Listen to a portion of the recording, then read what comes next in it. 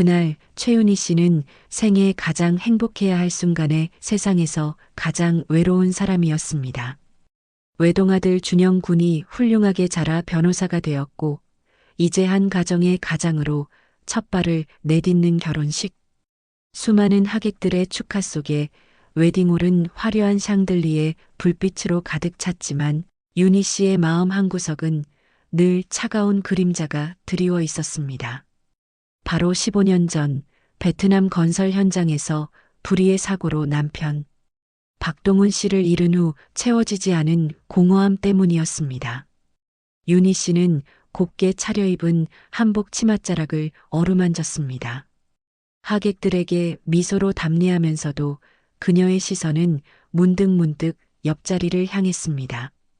신부 측 혼주 부부가 나란히 서서 손님을 맞이하는 모습.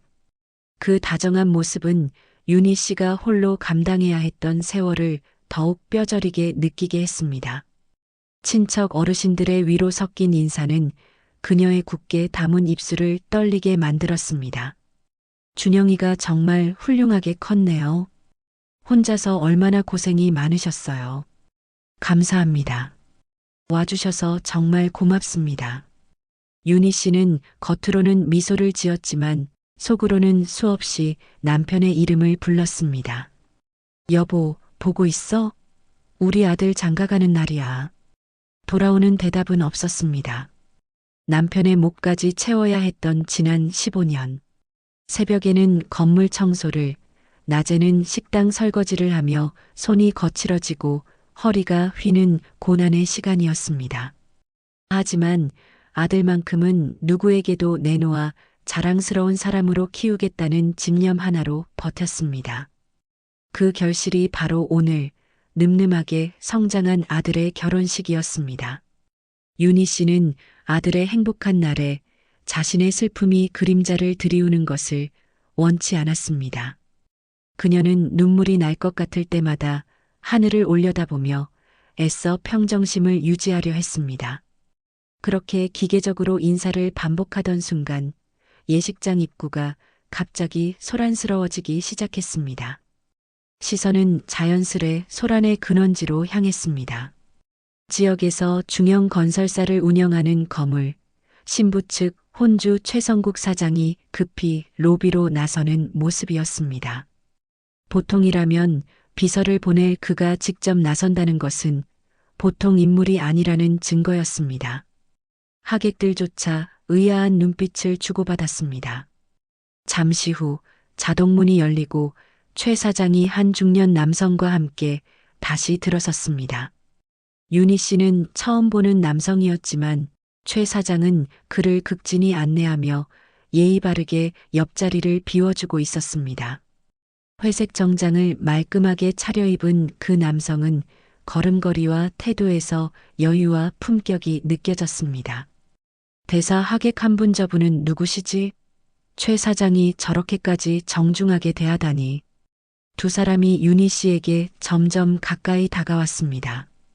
최 사장의 얼굴에는 환한 미소가 번져 있었고 옆에 남성과 무언가 이야기를 나누며 걸어오고 있었습니다. 그 남성은 고든 자세로 걸으면서도 어딘가 부드러운 인상을 풍겼습니다. 아, 사부인. 최 사장이 윤희 씨를 발견하고는 크게 손을 들어 인사했습니다. 윤희 씨도 얼른 자세를 고쳐 잡고 맞이할 준비를 했습니다. 제가 오늘 아주 귀한 손님을 모시고 왔습니다. 최 사장은 옆에 남성을 가리키며 말했습니다. 윤희 씨가 무심코 고개를 들어 그 남자의 얼굴을 바라본 순간 마치 번개를 맞은 것 같은 충격이 온몸을 관통했습니다. 숨이 턱 막혔고 다리에서 힘이 스르르 빠져나갔습니다. 눈앞이 아득해지면서 현실 감각이 사라지는 듯 했습니다. 그 얼굴, 그 눈빛, 그 체격. 모든 것이 너무나도 익숙했습니다. 광대뼈가 살짝 나온 것도, 눈꼬리가 처진 것도, 콧날이 오뚝한 것도, 모든 게 15년 전 자신을 떠났던 남편 박동훈과 똑같았기 때문이었습니다. 아니야. 이건 말도 안 돼. 동훈은 분명 죽었어. 윤희 씨는 자신의 눈을 의심했습니다. 분명 유골함에 담겨 돌아왔던 남편. 그런데 지금 눈앞에는 그와 똑같이 생긴 남자가 다른 이름으로, 다른 모습으로 멀쩡히 서 있었습니다. 사부인, 이쪽은 베트남에서 사업을 하시는 이상우 대표님이십니다. 제 생명의 은인이시자 최고의 사업 파트너죠. 최 사장의 소개가 귓가에 웅얼거렸지만 윤희 씨는 그 남자의 얼굴에서 시선을 떼지 못했습니다. 꿈이 아닐까 싶어 눈을 몇 번이나 깜빡였지만 그는 여전히 그곳에 서 있었습니다. 처음 뵙겠습니다, 사모님.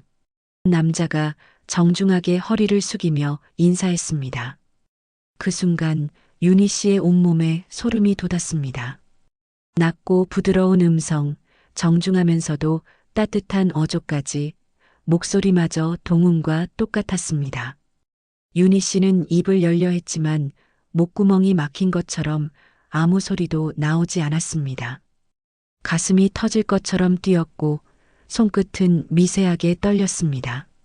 여보, 정말 당신이야? 마음속으로 외쳤지만 그 남자의 눈빛에는 아무런 알아봄도 없었습니다. 마치 처음 보는 사람을 대하듯 정중하고 낯선 눈빛이었습니다. 윤희야. 네. 반갑습니다.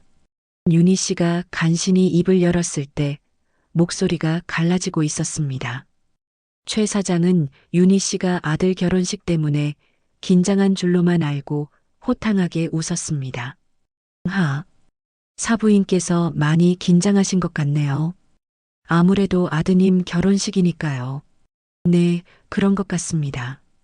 윤희 씨는 억지로 미소를 지으려 했지만 얼굴 근육이 제대로 움직이지 않았습니다. 이상우라고 소개된 그 남자는 여전히 정중한 미소를 띠고 있었습니다. 그럼 먼저 들어가 계시죠? 곧 식이 시작될 테니까요. 최 사장이 상우 씨와 함께 예식장 안으로 들어가려 했습니다. 윤희 씨는 그들의 뒷모습을 멍하니 바라봤습니다. 걸음걸이마저 동훈과 똑같았습니다. 오른쪽 어깨가 살짝 앞으로 나가는 것도, 팔을 흔드는 각도도 모든 것이 일치했습니다. 어떻게 이런 일이? 윤희 씨는 현관 기둥을 잡고 간신히 몸을 지탱했습니다. 다리가 후들거려 주저앉을 것 같았습니다. 15년이라는 세월이 한순간에 무너져 내리는 것 같았습니다. 죽은 남편이 살아 돌아왔는데 정작 자신을 전혀 알아보지 못한다니, 다른 이름으로 다른 사람이 되어 나타났다니, 이것이 현실인지 악몽인지 분간이 되지 않았습니다. 예식 시작을 알리는 웨딩 마치가 울려 퍼졌습니다. 윤희 씨는 비틀거리는 걸음으로 예식장 안으로 들어갔습니다. 혼주석에 홀로 앉아야 한다는 사실보다 지금의 이 상황이 더 견디기 힘들었습니다. 내가 미쳐가는 걸까? 너무 그리워서 헛것을 보는 걸까? 윤희 씨는 두 손으로 얼굴을 감쌌습니다. 꿈인지 현실인지 모를 결혼식이 시작되고 있었습니다. 주례사가 진행되는 동안 그녀의 머릿속은 오직 한 가지 생각으로 가득했습니다. 정말 남편이 맞을까? 아니면 그저 닮은 사람일 뿐일까? 윤희 씨의 시선은 자꾸만 신부 측 하객석으로 향했습니다. 사돈인 최 사장 바로 뒤에 앉은 상우 씨의 옆모습, 곧게 세운 어깨, 턱을 살짝 들고 앉은 자세, 그리고 무언가에 집중할 때 미간을 살짝 찌푸리는 벌이까지, 모든 것이 남편 동훈과 똑같았습니다. 그 순간 윤희 씨는 이 남자의 정체를 반드시 확인해야 한다는 강한 집념에 사로잡혔습니다. 그녀는 오늘 이 자리에서 모든 진실을 파헤치기로 결심했습니다. 그날 최윤희 씨는 생애 가장 행복해야 할 순간에 세상에서 가장 외로운 사람이었습니다. 외동아들 준영 군이 훌륭하게 자라 변호사가 되었고 이제 한 가정의 가장으로 첫 발을 내딛는 결혼식. 수많은 하객들의 축하 속에 웨딩홀은 화려한 샹들리에 불빛으로 가득 찼지만 윤희 씨의 마음 한구석은 늘 차가운 그림자가 드리워 있었습니다. 바로 15년 전 베트남 건설 현장에서 불의의 사고로 남편 박동훈 씨를 잃은 후 채워지지 않은 공허함 때문이었습니다. 윤희 씨는 곱게 차려입은 한복 치맛자락을 어루만졌습니다. 하객들에게 미소로 답례하면서도 그녀의 시선은 문득문득 옆자리를 향했습니다. 신부 측 혼주 부부가 나란히 서서 손님을 맞이하는 모습. 그 다정한 모습은 윤희 씨가 홀로 감당해야 했던 세월을 더욱 뼈저리게 느끼게 했습니다. 친척 어르신들의 위로 섞인 인사는 그녀의 굳게 담은 입술을 떨리게 만들었습니다. 준영이가 정말 훌륭하게 컸네요. 혼자서 얼마나 고생이 많으셨어요. 감사합니다. 와주셔서 정말 고맙습니다. 윤희 씨는 겉으로는 미소를 지었지만 속으로는 수없이 남편의 이름을 불렀습니다. 여보, 보고 있어? 우리 아들 장가가는 날이야. 돌아오는 대답은 없었습니다. 남편의 목까지 채워야 했던 지난 15년. 새벽에는 건물 청소를, 낮에는 식당 설거지를 하며 손이 거칠어지고 허리가 휘는 고난의 시간이었습니다. 하지만 아들만큼은 누구에게도 내놓아 자랑스러운 사람으로 키우겠다는 집념 하나로 버텼습니다. 그 결실이 바로 오늘 늠름하게 성장한 아들의 결혼식이었습니다. 윤희 씨는 아들의 행복한 날에 자신의 슬픔이 그림자를 드리우는 것을 원치 않았습니다. 그녀는 눈물이 날 것 같을 때마다 하늘을 올려다보며 애써 평정심을 유지하려 했습니다. 그렇게 기계적으로 인사를 반복하던 순간 예식장 입구가 갑자기 소란스러워지기 시작했습니다. 시선은 자연스레 소란의 근원지로 향했습니다. 지역에서 중형 건설사를 운영하는 거물, 신부 측 혼주 최성국 사장이 급히 로비로 나서는 모습이었습니다. 보통이라면 비서를 보낼 그가 직접 나선다는 것은 보통 인물이 아니라는 증거였습니다. 하객들조차 의아한 눈빛을 주고받았습니다. 잠시 후 자동문이 열리고 최 사장이 한 중년 남성과 함께 다시 들어섰습니다. 윤희 씨는 처음 보는 남성이었지만 최 사장은 그를 극진히 안내하며 예의 바르게 옆자리를 비워주고 있었습니다. 회색 정장을 말끔하게 차려입은 그 남성은 걸음걸이와 태도에서 여유와 품격이 느껴졌습니다. 저분은 누구시지? 최 사장이 저렇게까지 정중하게 대하다니. 두 사람이 윤희 씨에게 점점 가까이 다가왔습니다. 최 사장의 얼굴에는 환한 미소가 번져 있었고 옆에 남성과 무언가 이야기를 나누며 걸어오고 있었습니다. 그 남성은 고든 자세로 걸으면서도 어딘가 부드러운 인상을 풍겼습니다. 최 사장 사부인. 최 사장이 윤희 씨를 발견하고는 크게 손을 들어 인사했습니다. 윤희 씨도 얼른 자세를 고쳐 잡고 맞이할 준비를 했습니다. 제가 오늘 아주 귀한 손님을 모시고 왔습니다. 최 사장은 옆에 남성을 가리키며 말했습니다. 윤희 씨가 무심코 고개를 들어 그 남자의 얼굴을 바라본 순간 마치 번개를 맞은 것 같은 충격이 온몸을 관통했습니다. 숨이 턱 막혔고 다리에서 힘이 스르르 빠져나갔습니다. 눈앞이 아득해지면서 현실 감각이 사라지는 듯 했습니다. 그 얼굴, 그 눈빛, 그 체격. 모든 것이 너무나도 익숙했습니다.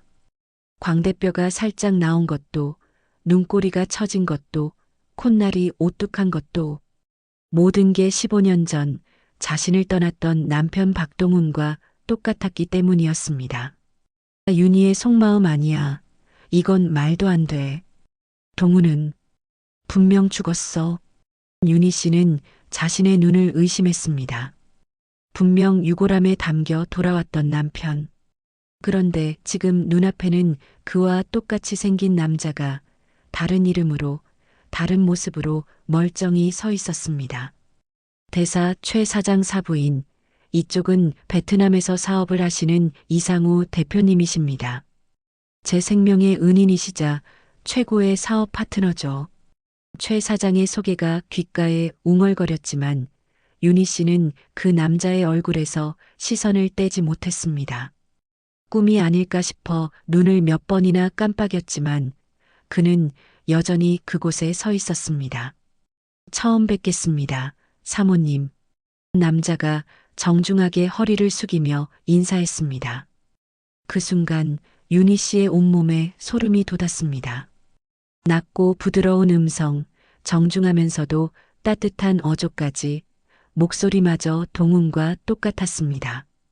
윤희 씨는 입을 열려 했지만 목구멍이 막힌 것처럼 아무 소리도 나오지 않았습니다. 가슴이 터질 것처럼 뛰었고 손끝은 미세하게 떨렸습니다. 여보, 정말 당신이야? 마음속으로 외쳤지만 그 남자의 눈빛에는 아무런 알아봄도 없었습니다. 마치 처음 보는 사람을 대하듯 정중하고 낯선 눈빛이었습니다. 야, 네, 반갑습니다. 윤희 씨가 간신히 입을 열었을 때 목소리가 갈라지고 있었습니다. 최 사장은 윤희 씨가 아들 결혼식 때문에 긴장한 줄로만 알고 호탕하게 웃었습니다. 사부인께서 많이 긴장하신 것 같네요.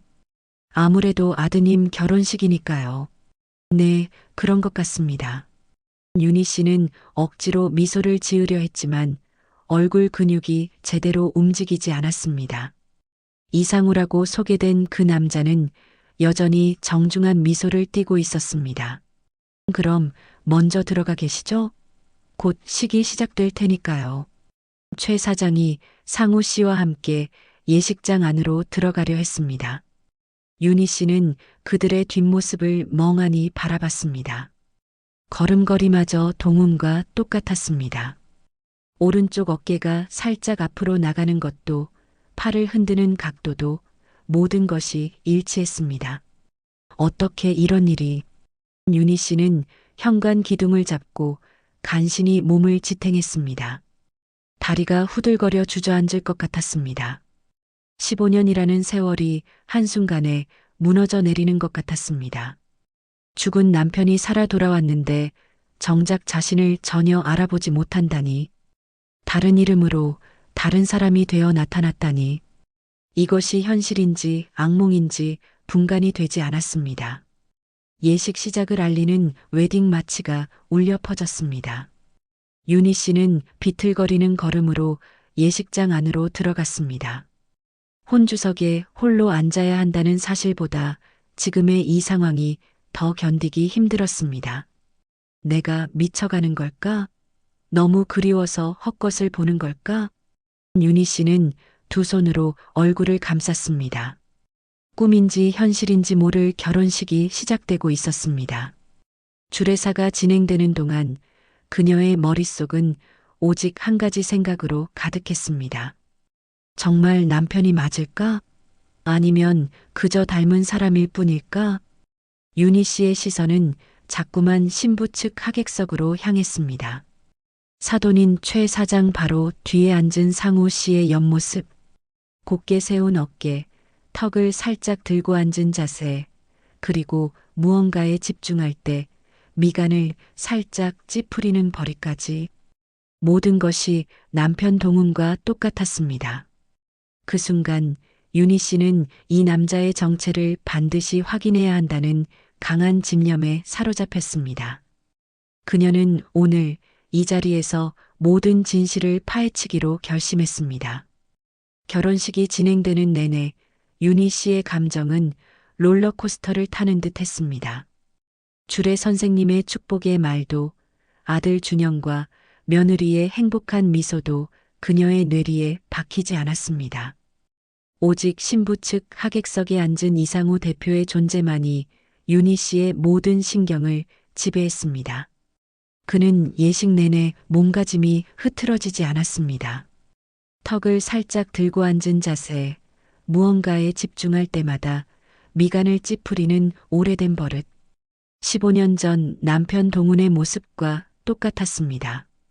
그의 정체를 확인할수록 윤희 씨의 심장은 거세게 요동쳤습니다. 남편을 앗아간 비극적인 사고, 그 잔인했던 기억들이 주마등처럼 스쳐 지나갔습니다.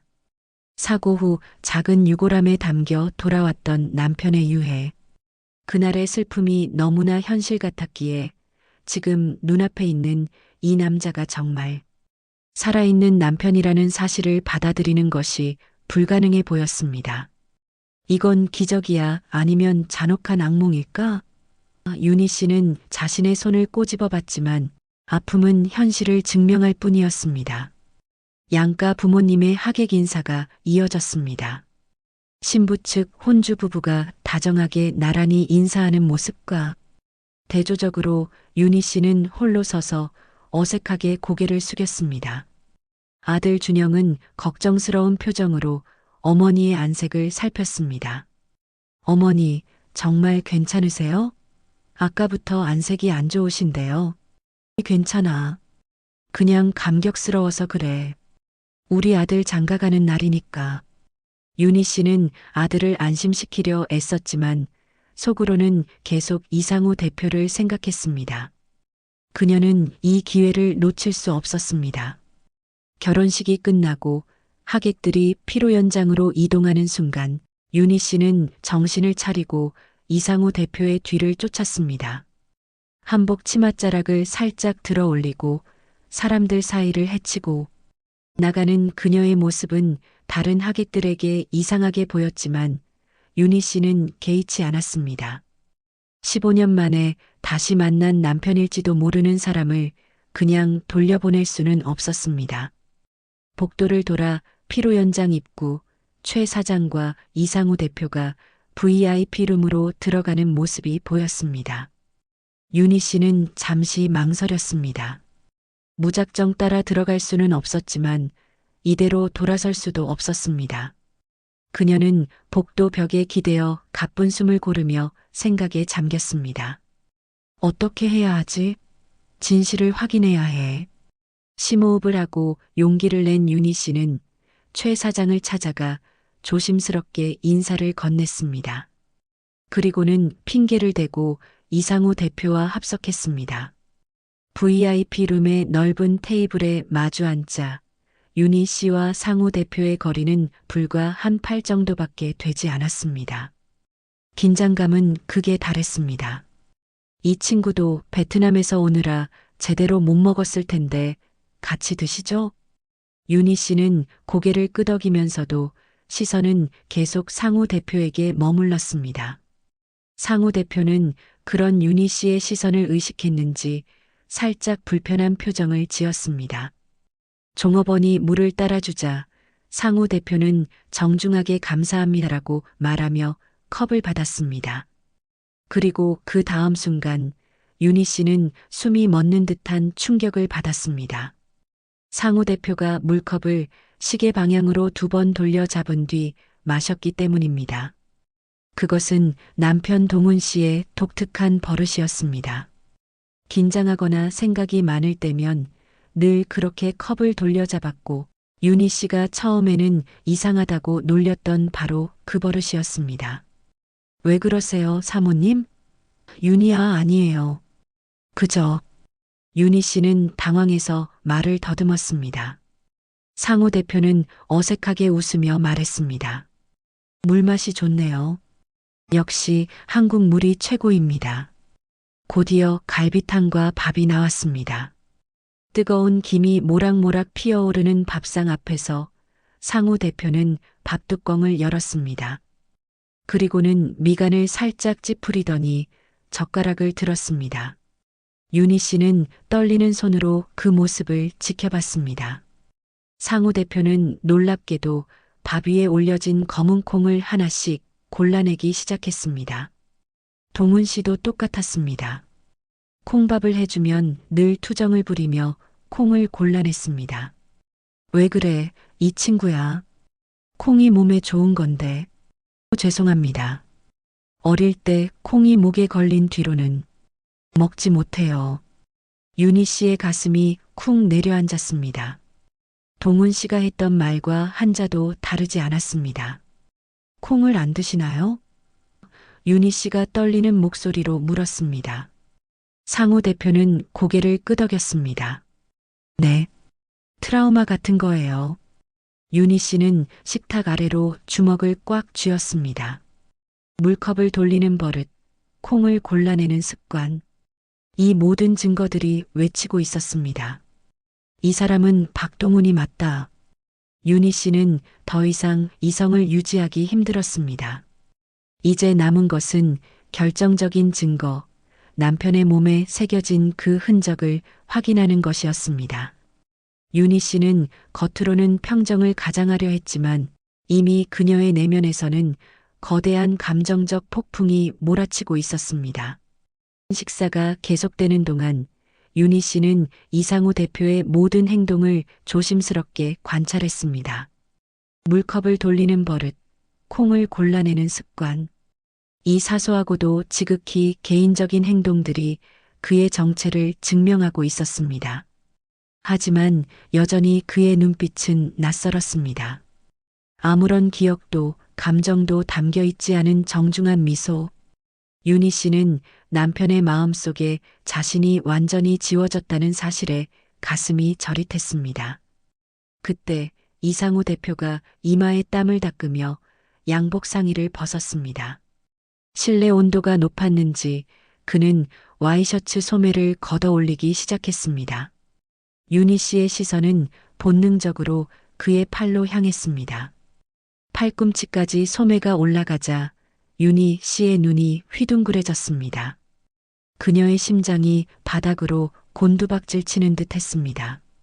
왼쪽 손목 안쪽에 선명한 반달 모양의 화상 흉터가 보였기 때문입니다. 그것은 윤희 씨가 평생 잊을 수 없는 흔적이었습니다. 신혼 시절 윤희 씨가 뜨거운 된장찌개 냄비를 엎을 뻔했을 때 동훈 씨가 맨손으로 막아주다가 생긴 상처였습니다. 병원에서 치료를 받으며 동훈 씨가 웃으며 했던 말이 윤희 씨의 귓가에 생생히 울려 퍼졌습니다. 당신 다치는 것보다 100배 나아. 이 정도 상처는 아무것도 아니야.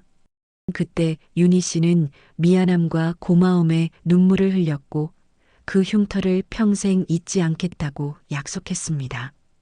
이제 모든 것이 명백해졌습니다. 물컵, 콩, 그리고 흉터. 모든 증거가 이 남자가 박동훈임을 말해주고 있었습니다. 사부인. 네. 최 사장의 목소리에 윤희 씨가 정신을 차렸습니다. 자신도 모르게 상우 대표의 손목을 뚫어지게 쳐다보고 있었던 것입니다. 최 사장은 윤희 씨의 창백한 얼굴을 보고 걱정스러운 목소리로 물었습니다. 괜찮으세요? 안색이 안 좋아 보이는데. 그때 윤희 씨가 들고 있던 숟가락이 손에서 미끄러져 떨어졌습니다. 쨍그랑 요란한 소리에 주변 사람들이 모두 놀라 돌아봤습니다. 상우 대표 역시 놀란 표정으로 윤희 씨를 바라봤습니다. 사모님, 괜찮으십니까? 하지만 윤희 씨는 대답할 수 없었습니다. 그의 손목에 난 흉터에서 눈을 뗄 수 없었기 때문입니다. 그가 남편임을 확신하는 순간 15년간 견뎌왔던 고통이 한꺼번에 터져 나왔습니다. 기쁨과 슬픔, 분노와 절망이 뒤섞인 감정이 그녀를 짓눌렀습니다. 윤희 씨는 황급히 자리에서 일어났습니다. 잠깐 화장실에. 더 이상 그 자리에 있을 수가 없었습니다. 왜 동훈 씨가 자신을 모르는 척하는지, 왜 다른 이름으로 살고 있는지 이해할 수 없었습니다. 남편이 살아 있었는데 나는 지난 15년 동안 홀로 그 모진 세월을 견뎠단 말인가? 윤희 씨는 벽에 기대어 가쁜 숨을 몰아쉬었습니다. 다리가 후들거려 주저앉을 것 같았습니다. 윤희 씨는 화장실 거울을 바라봤습니다. 15년의 고생이 고스란히 새겨진 자신의 얼굴. 남편이 날 못 알아볼 만큼 내가 변한 걸까? 하지만 그것만으로는 설명이 되지 않았습니다. 부부는 얼굴이 변해도 알아보는 법인데 동훈 씨의 눈빛에는 정말 아무런 알아봄도 없었습니다. 윤희 씨는 다시 VIP룸으로 돌아가 상우 대표에게 모든 것을 말하고 싶은 충동에 휩싸였습니다. 하지만 아들의 결혼식 날 소동을 일으킬 수는 없었습니다. 일단 오늘은 참자. 나중에 기회를 만들어서. 윤희 씨는 마음을 다잡고 다시 VIP룸으로 향했습니다. 이제 그녀에게는 이 남자의 과거를 알아내고 그가 왜 자신을 기억하지 못하는지 알아낼 절실한 이유가 생겼습니다. 그녀는 조심스럽게 최 사장에게 다가가 간절한 눈빛으로 말했습니다. 저 사돈어른, 나중에 잠시만 뵐 수 있을까요? 드릴 말씀이 있어서요. 아까 그 이상우 대표님 말입니다. 윤희 씨는 그가 베트남으로 돌아가기 전에 남편의 잃어버린 기억 속에 감춰진 진실을 반드시 파헤치기로 결심했습니다. 이것은 단순한 재회가 아닌 15년의 세월을 건너는 고통스러운 진실 찾기의 시작이었습니다. 결혼식이 끝나고 며칠 뒤 윤희 씨는 최 사장에게 연락을 취했습니다. 아들 준영과 며느리는 신혼여행을 떠난 뒤였고 예식장의 북적거림이 사라진 뒤 윤희 씨의 마음은 더욱 혼란스러웠습니다. 그녀는 최 사장과 조용한 예식장 카페에서 마주 앉았습니다. 떨리는 손으로 차가운 찻잔을 잡고 윤희 씨는 조심스럽게 입을 열었습니다. 사장님, 제가 여쭤볼 게 있어서요. 아까 그 이상우 대표님 말입니다. 아, 상우? 왜요? 무슨 문제라도 있습니까? 윤희 씨는 심호흡을 하고 조심스럽게 물었습니다. 최 사장님의 생명의 은인이라는 말이 계속 마음에 걸렸다고 둘러댔지만 그녀의 목소리는 미세하게 떨리고 있었습니다. 최 사장의 눈빛이 잠시 흔들렸습니다. 무언가 숨기는 듯한 표정이 스쳤지만 이내 씁쓸한 미소를 지으며 입을 열었습니다. 그래요. 사부인께서 물으시니 말씀드리죠. 상우는 정말 제 생명의 은인이 맞습니다. 그리고 지금은 제 최고의 사업 파트너이기도 하고요. 최 사장은 커피를 한 모금 마신 뒤 13년 전 베트남 호찌민에서 있었던 일을 이야기하기 시작했습니다. 건설 현장에서 낯선 사람이 하나 섞여 있었는데 행색이 남루하고 말도 제대로 못하는 뭔가 사연이 있어 보이는 사람이었다고 했습니다. 현장 소장은 쫓아내려 했지만 최 사장이 밥이라도 먹여보내자고 했다는 것입니다. 그 사람이 이상우 대표님이었나요? 네, 맞아요. 나중에 들어보니 2년째 이곳저곳을 떠돌며 막노동으로 연명하고 있었대요. 기억을 완전히 잃어서 자기가 누군지, 어디서 왔는지 전혀 모르는 상태였죠.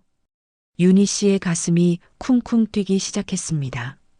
15년 전 남편이 사고를 당했고 그 후 2년간 행방불명이었다가 13년 전 최 사장을 만났다는 계산이 정확히 맞아떨어졌습니다.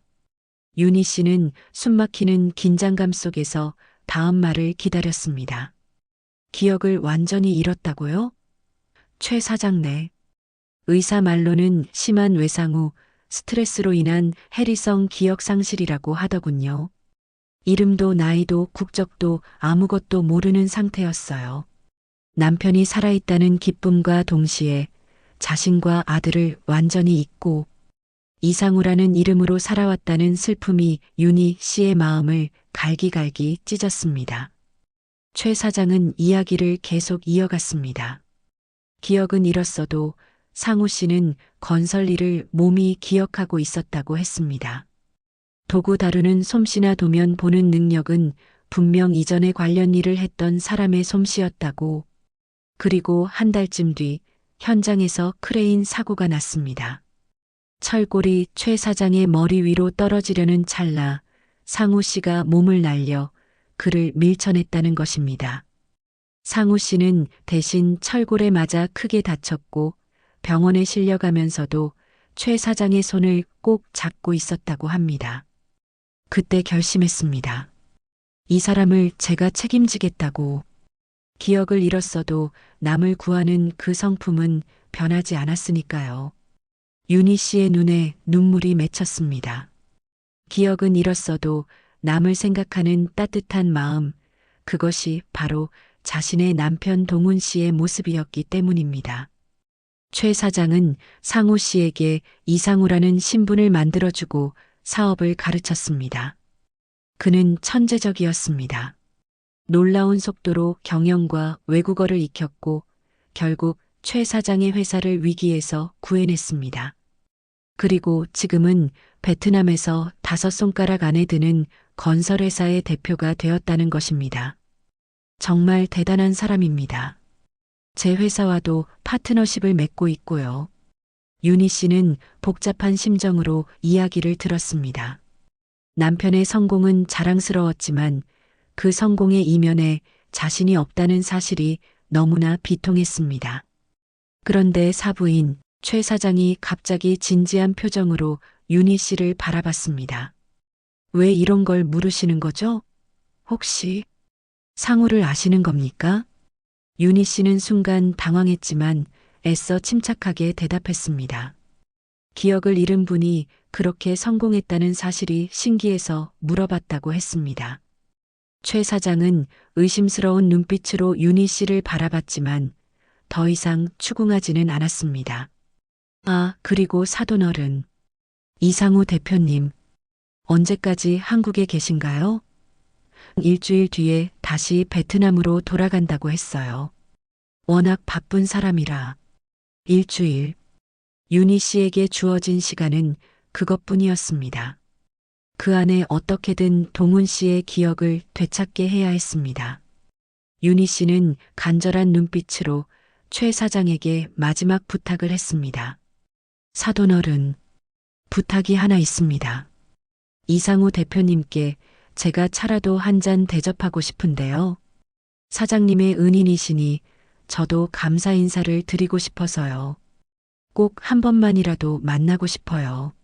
윤희 씨의 간절한 목소리에 최 사장은 잠시 생각하다가 고개를 끄덕였습니다. 상우 대표가 시간이 되는 대로 자리를 마련해 주겠다는 약속을 받아낸 윤희 씨는 깊이 인사하고 카페를 나왔습니다. 그녀는 복도를 걸으며 눈물을 흘렸습니다. 여보, 기억을 잃었어도 당신은 여전히 나를 사랑했던 그 박동훈이 맞구나. 윤희 씨는 주먹을 꽉 쥐었습니다. 일주일 안에 반드시 남편의 기억을 되찾아 주리라. 그녀는 마지막 기회에 모든 것을 걸기로 다짐했습니다. 며칠 후 윤희 씨는 이상우 대표와 단독으로 만날 약속을 잡았습니다. 그가 베트남으로 떠나기까지 남은 시간은 단 며칠. 윤희 씨는 떨리는 마음으로 남편 동훈 씨가 가장 좋아했던 율무차를 끓여보은 병에 담았습니다. 아침 일찍부터 거울 앞에서 옷을 갈아입고 평소 하지 않던 화장까지 신경 써서 했지만 떨리는 손 때문에 모든 것이 쉽지 않았습니다. 약속 장소인 호텔 카페에 30분 일찍 도착한 윤희 씨는 가장 조용한 구석 자리를 골랐습니다. 당신이 내 남편이라고 하면 미친 사람 취급받겠지? 머릿속으로 수십 번 시뮬레이션을 했지만 정작 시간이 다가오자 아무것도 생각나지 않았습니다. 그저 가슴만 미친 듯이 뛰었습니다. 사모님, 낮은 목소리에 윤희 씨가 고개를 들었습니다. 상우 대표가 정장 차림으로 서 있었습니다. 햇살이 그의 얼굴을 비추는 순간 윤희 씨는 또다시 숨이 멎는 듯 했습니다. 그는 여전히 동훈 씨였습니다. 상우 대표는 정중하게 인사하고 맞은편에 앉았습니다. 그의 눈빛에는 경계심이 어려 있었습니다. 바쁘신데 시간 내주셔서 감사합니다. 아닙니다. 사모님께서 꼭 뵙자고 하셔서 사실 좀 의아하긴 했습니다만 윤희 씨는 심호흡을 하고 조심스럽게 말문을 열었습니다. 최 사장에게 들었다는 15년 전 베트남 사고와 기억 상실에 대한 이야기. 상우 대표의 표정이 순간 경직되었습니다. 그는 씁쓸한 미소를 지으며 사실을 인정했습니다. 네, 맞습니다. 저에게는 15년 전의 세상이 존재하지 않아요. 마치 그때 새로 태어난 것처럼요. 윤희 씨의 가슴이 저릿했습니다. 15년 전의 세상, 그곳에는 사랑하는 아내와 아들이 있었는데, 윤희 씨는 가방에서 조심스럽게 보온병을 꺼냈습니다. 상우 대표는 의아한 표정으로 그것을 바라봤습니다. 혹시나 기억에 도움이 될까 싶어 가져왔습니다. 율무차예요. 윤희 씨가 떨리는 손으로 차를 따르자 구수한 향기가 테이블 위로 퍼졌습니다. 상우 대표는 의아해하면서도 차 한 잔을 받았습니다. 그리고 한 모금 마시는 순간 그의 표정이 확 변했습니다. 그는 잔을 내려놓으며 미간을 찌푸렸습니다. 이상하게 낯설지가 않네요. 어디서 마셔본 것 같은데. 그의 눈빛이 흔들렸습니다. 무언가를 더듬으려는 듯 허공을 바라봤습니다. 누군가 이런 차를 자주 끓여줬던 것 같은데. 동훈 씨의 몸은 기억하고 있었습니다. 매일 아침 윤희 씨가 끓여주던 그 율무차의 맛을. 윤희 씨는 눈물이 날 것 같았지만 꾹 참았습니다. 대표님, 혹시 한국에 가족이 있었다면 찾고 싶지 않으신가요? 상우 대표는 창밖을 응시하며 한숨을 내쉬었습니다. 자신을 찾는 사람이 있었다면 진작 나타났을 것이라며 가족이 없었거나 이미 포기했을 것이라고 자주 섞인 말을 했습니다. 윤희 씨는 더 이상 참을 수 없었습니다. 그게 아니에요. 가족들이 당신이 죽은 줄 알았다거나 제가 도와드릴 수 있어요. 당신이 누구인지 제가 알려드릴 수 있다고요. 상우 대표는 어이없다는 표정을 지었습니다. 윤희 씨는 숨을 깊이 들이마시고 마침내 결정적인 증거를 던졌습니다. 당신 왼쪽 손목에 화상 흉터 제가 알아요. 반달 모양의 화상 자국이죠. 뜨거운 냄비에 데어서 생긴. 순간 상우 대표의 얼굴이 굳어졌습니다. 그는 반사적으로 왼쪽 손목을 오른손으로 감쌌습니다. 그의 눈은 휘둥그레졌고 완전히 당황한 표정이었습니다. 도대체 누구십니까? 절 어떻게 아시는 거죠? 윤희 씨는 눈물이 글썽이는 눈으로 그를 바라봤습니다.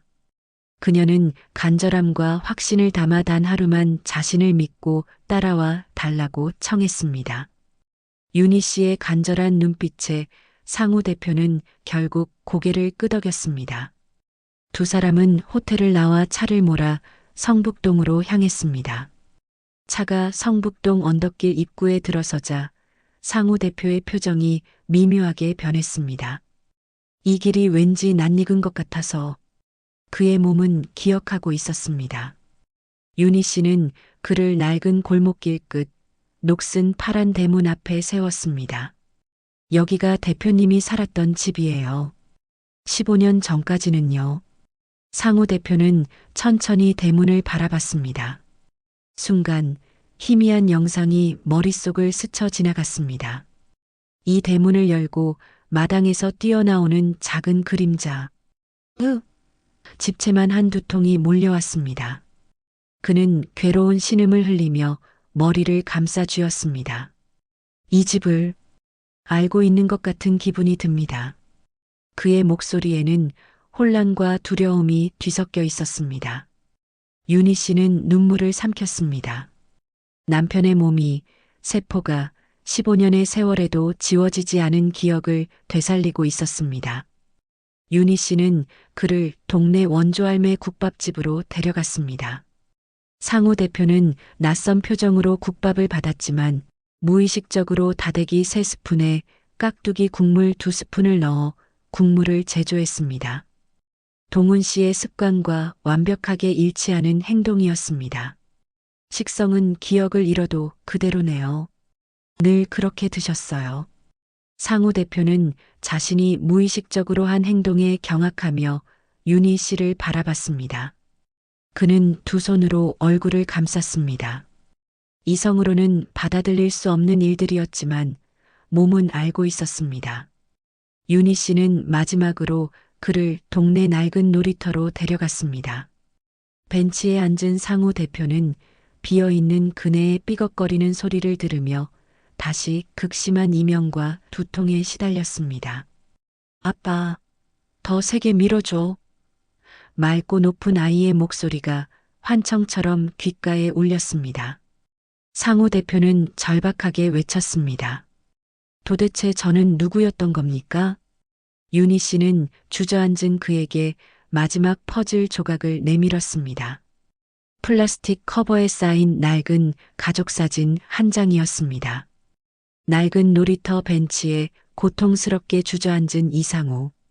대표 앞에서 윤희 씨는 떨리는 손으로 마지막 증거를 꺼냈습니다. 비틀거리는 손으로 플라스틱 커버에 쌓인 사진 한 장을 꺼냈습니다. 세월의 흔적으로 모서리가 발해 있었지만 그 안에 담긴 순간은 너무나 선명했습니다. 윤희 씨는 사진을 두 손으로 받쳐들었습니다. 대표님, 이걸 보여드려야 할 것 같아요. 상우 대표는 고개를 들어 그녀를 바라봤습니다. 그가 사진을 보는 순간 숨이 멎는 듯 했습니다. 사진 속에는 세 사람이 환하게 웃고 있었습니다. 중학교 교복을 입은 소년이 가운데 서 있고 양옆으로 한 남자와 여자가 소년의 어깨에 손을 올리고 있었습니다. 사진 속 여자는 지금보다 훨씬 젊은 윤희 씨였고 남자는 바로 그 자신 박동훈이었습니다. 상우 대표의 목소리가 떨렸습니다. 사진 속의 얼굴은 광대뼈의 굴곡, 처진 눈꼬리, 오뚝한 콧날까지 현재 거울에 비친 자신의 얼굴과 토씨 하나 틀리지 않았습니다. 부정할 수 없는 명백한 증거였습니다. 이게 정말 저란 말입니까? 네. 이건 준영이 중학교 입학식 날 찍은 사진이에요. 당신이 베트남으로 떠나기 1년 전쯤이었죠. 여기 보세요. 왼쪽 손목에 시계 차고 계시죠? 제가 결혼기념일에 선물한 시계예요.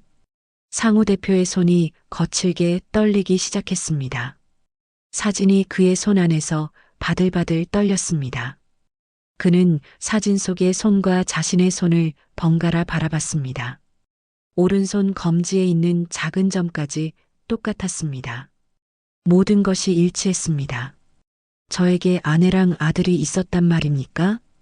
그 말이 입 밖으로 나오는 순간 상우 대표는 현실감을 잃는 것 같았습니다.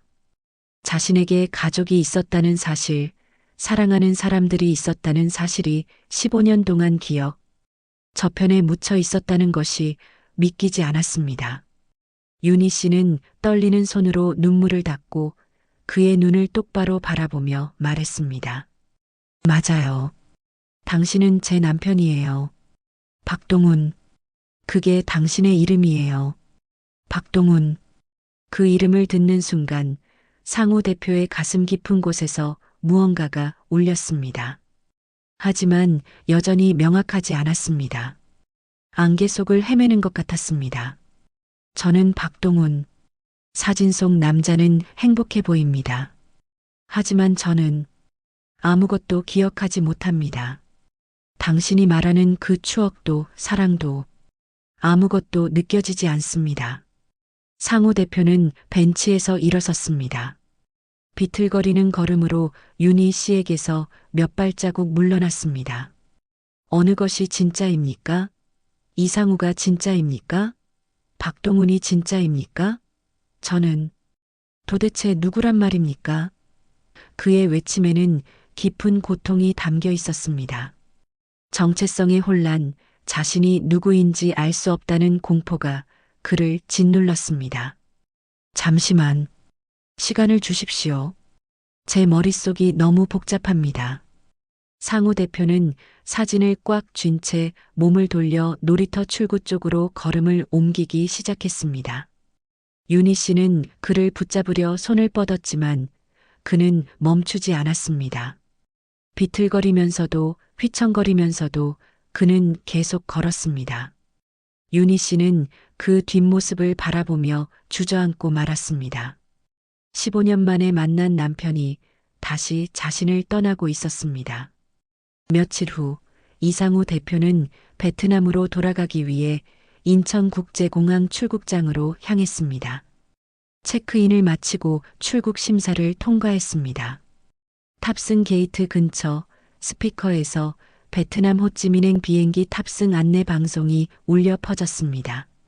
한국어 안내 방송이 끝나자 곧바로 베트남어 안내 방송이 이어졌습니다. 그 순간이었습니다. 상우 대표의 몸이 굳어졌습니다.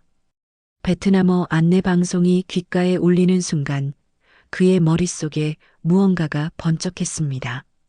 15년 전 출국장 유리병 너머로 보이던 아침 햇살, 출근용 가방을 들고 줄을 서 있던 자신의 모습, 마지막으로 사진을 바라보며 스스로에게 중얼거렸던 말.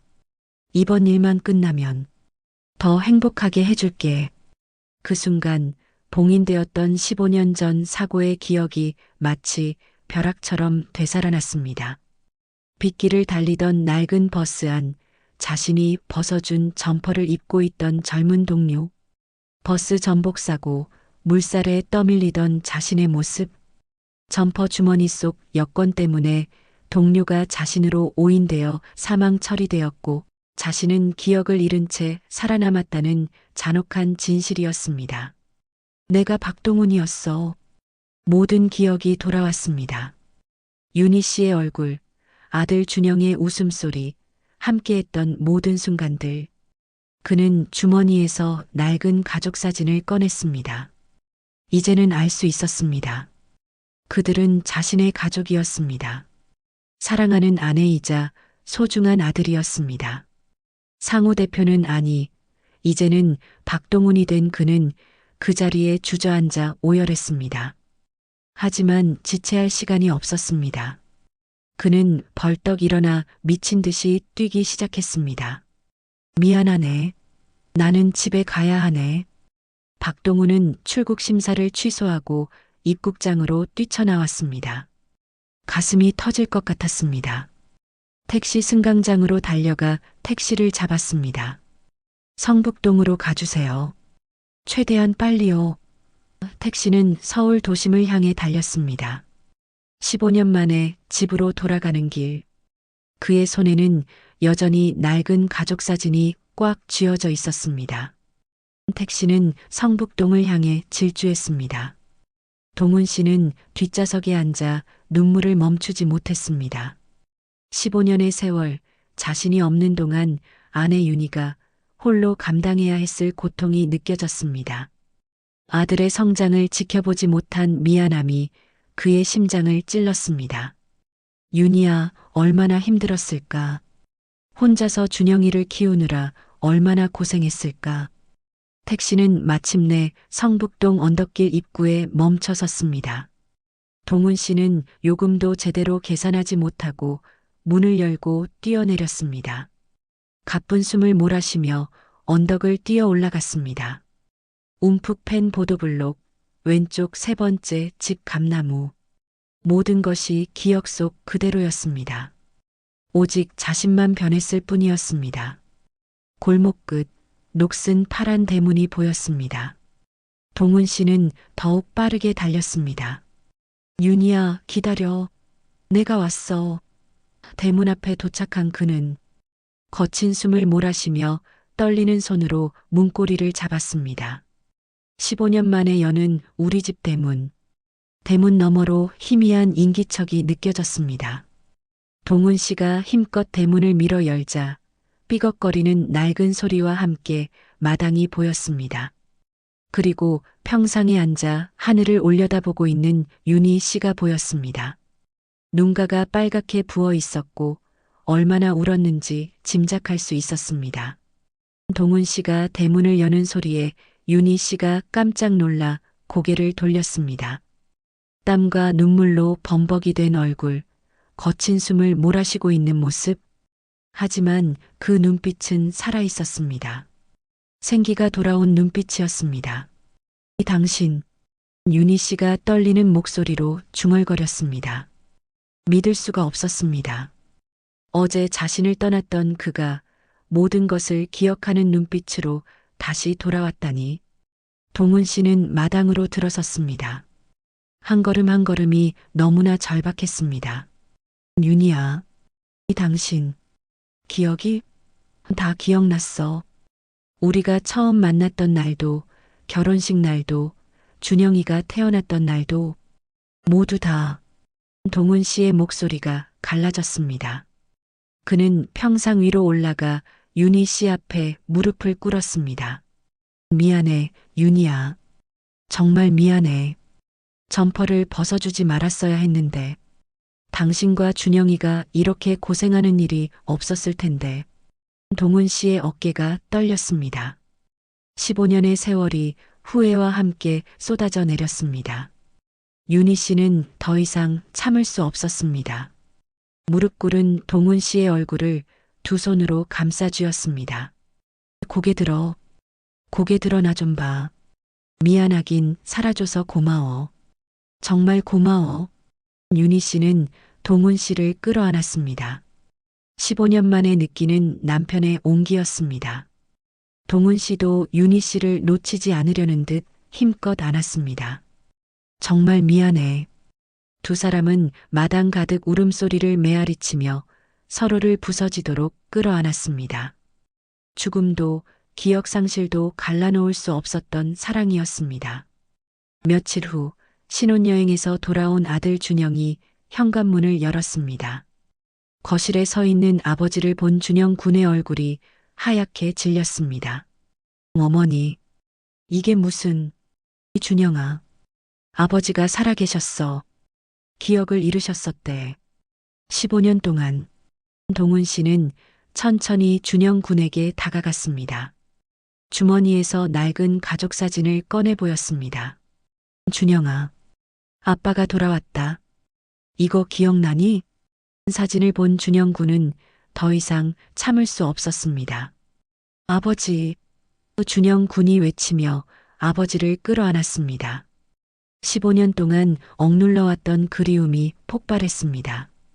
어린아이처럼 아버지 품에서 엉엉 울었습니다. 보고 싶었어요. 정말 보고 싶었어요. 돌아와줘서 고마워요. 미안하다, 준영아. 아빠가 너무 늦었지. 준영 군은 한 팔로 어머니 윤희 씨를 끌어당겼습니다. 세 사람은 서로를 꽉 껴안고 한참을 울었습니다. 며느리 지수 씨는 눈물을 닦으며 그 모습을 지켜봤습니다. 1년이 흘렀습니다. 법적 절차를 거쳐 동훈 씨는 다시 박동훈이라는 이름을 되찾았습니다. 베트남에서의 성공적인 사업 경험을 살려 최 사장과 파트너십을 공고히 하며 새로운 삶을 시작했습니다. 어느 봄날 네 사람은 가족사진관을 찾았습니다. 동훈 씨는 윤희 씨의 손을 꽉 잡았습니다. 놓지 않을 거라는 듯이 플래시가 터졌습니다. 네 사람의 환한 웃음이 새로운 가족사진 속에 담겼습니다. 사진관을 나서며 윤희 씨가 동훈 씨의 팔짱을 꼈습니다. 행복해. 동훈 씨는 윤희 씨를 바라보며 미소 지었습니다. 나도 정말 행복해. 15년의 긴 이별을 끝내고 가족은 다시 하나가 되었습니다. 죽음도 기억 상실도 갈라놓을 수 없었던 사랑이 마침내 승리한 기적 같은 결말이었습니다. 오늘 하루도 고생하셨습니다. 사연이 재미있으셨다면 구독과 좋아요, 댓글 남겨주세요. 인생사연이었습니다.